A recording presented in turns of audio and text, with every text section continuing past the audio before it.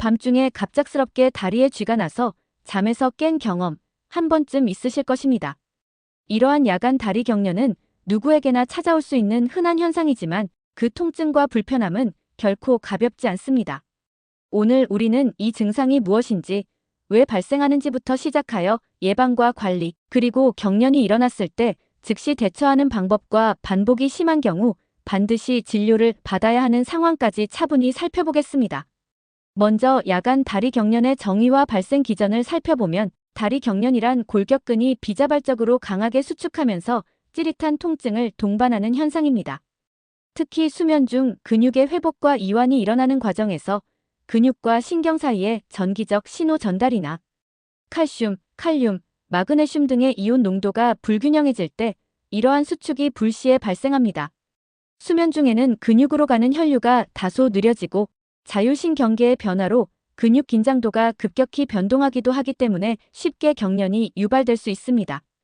이제 경련이 나타나는 주요 원인과 위험 인자를 구체적으로 살펴보겠습니다. 첫째, 평소에 너무 많은 걷기나 달리기, 등산처럼 근육을 과도하게 사용하고 난 뒤에는 근섬유에 미세한 손상이 남아 회복되지 않은 상태로 잠자리에 들게 됩니다. 이때 회복 중인 근육이 과민 반응을 일으켜 경련으로 이어질 수 있습니다. 둘째, 체내 수분과 전해질 균형이 무너진 경우입니다. 탈수 상태에서 칼륨, 마그네슘, 칼슘 농도가 낮아지면 근육세포가 과흥분되어 비자발적 수축을 일으키기 쉽습니다.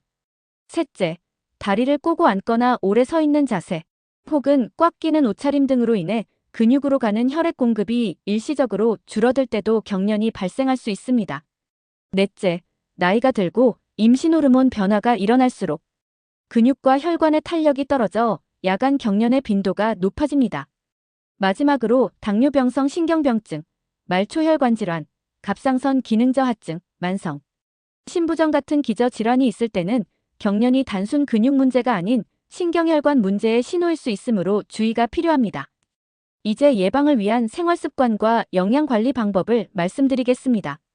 무엇보다도 충분한 수분 섭취가 기본입니다. 하루 1.5에서 2리터 이상의 물을 꾸준히 마시고 운동 전후나 더운 날씨에는 의식적으로 물을 보충해야 합니다. 미네랄 보충도 중요합니다. 바나나, 고구마, 시금치와 같은 칼륨이 풍부한 식품, 견과류와 해조류에 들어있는 마그네슘, 유제품과 두부멸치 등의 칼슘을 균형 있게 섭취하십시오.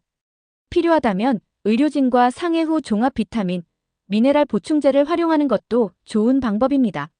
취침 전 간단한 스트레칭 루틴을 매일 실천해 보십시오. 벽에 손을 짚고 한쪽 발을 뒤로 뻗어 종아리를 늘려주고 바닥에 앉아 다리를 곧게 편 상태에서 발끝을 당겨 허벅지 뒤 근육을 부드럽게 이완시키는 동작을 10에서 20초씩 반복합니다.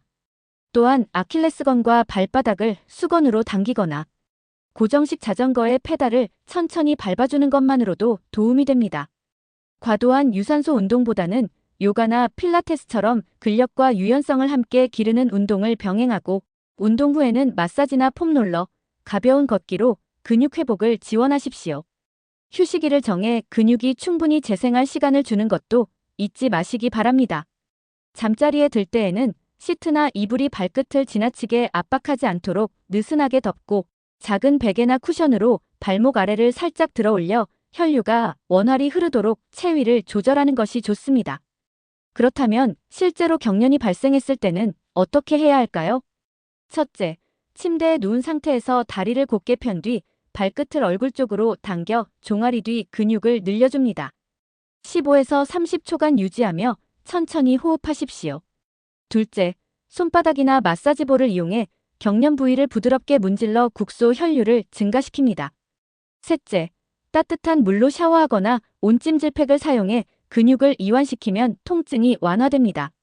넷째, 침대에서 내려 몇 걸음 가볍게 걸으면서 종아리 펌프 작용으로 혈액순환을 촉진하는 것도 효과적입니다. 마지막으로 통증이 매우 심할 경우에는 얼음찜질과 온찜질을 교대로 시행해 염증을 가라앉히고 근육을 풀어줍니다.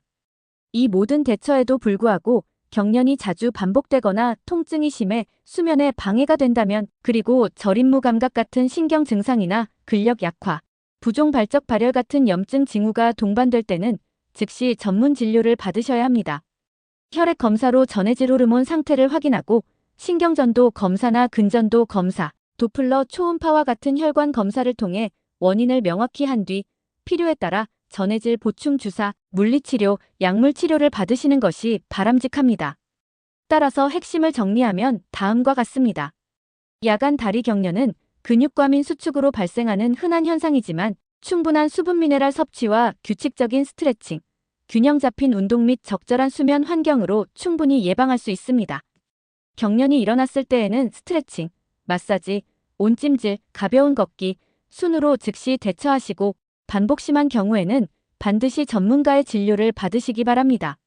지금까지 말씀드린 내용을 일상에 적용하셔서 더 이상 밤중에 다리에 쥐가 날까 두려워하지 않는 편안한 수면을 되찾으시길 바랍니다.